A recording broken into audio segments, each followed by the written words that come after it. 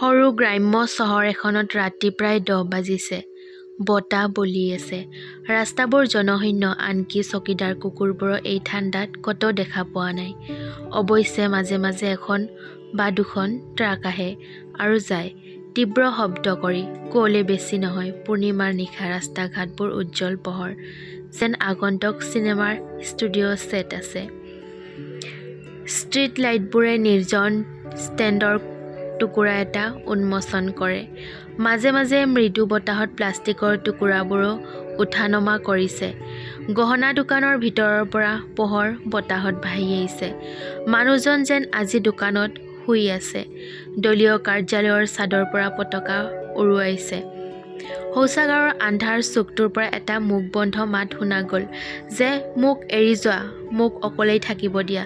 মই তোমাক এৰি নাযাওঁ, মা। 52-52 গীতটো গাই তাই মানসিকভাৱে অসন্তুলিত হৈ পৰিছে। 52 কেতিয়া ইয়ালৈ আহিছিল নাজানো। সকলোৱে কয়, আমি ইয়ালৈ অহাৰ আগতে ইয়ালৈ আহিছিল। আৰু নাজানো কিয় তাইক এই অদ্ভুত নামটো দিয়া হ'ল। মই মাত্ৰ জানো যে তাই বিহাৰৰ পৰা আহিছে। তাইৰ পৰিয়াল আছে নে নাই কোনেও নাজানে। দুপৰীয়া মিঠাইৰ দোকানৰ পৰা দুটা পৰঠা খাই তেনেকৈয়ে দিনটো পাৰ কৰে।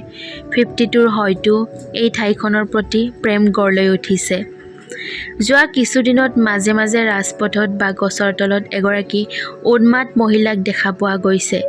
গাটো ঢাকিবলৈও শাৰী পিন্ধা নাই। চুলিত মকৰা জালেৰে ভৰি আছে। চকু আৰু মুখখন বালি আৰু বোকাৰে ঢাক খাই আছে। বুকুৰ চাৰিওফালে স্পষ্ট নখৰ চিন।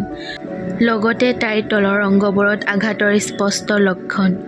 কঁকালৰ নাভিৰ ওচৰত দাঁতৰ প্ৰতিফলন আৰু নিতম্বিত ৰঙা দাগ দেখা যায়। অসহায় ৰাতিৰ স্পষ্ট লক্ষণ। ৰাতি নাৰীৰ প্ৰধান ভয় এতিয়া ভূত নহয়, জনি খোৱা মানুহৰ দৰে দেখা ভাম্পায়াৰ।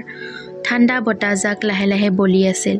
পাগল ছোৱালীজনীয়ে কঁপি কঁপি শৌচাগাৰত প্ৰৱেশ কৰিলে। ভিতৰলৈ যাওঁতে এটা বস্তা পৰি থকা দেখিলে, কিন্তু বস্তাটো উঠাব নোৱাৰিলে। আচলতে 52 বস্তাৰ ভিতৰত আছিল, শান্তিৰে শুই আছিল। পাগলীজনীয়ে বস্তাটো টানোতে 52 সাৰ পালে। ধন্যবাদ।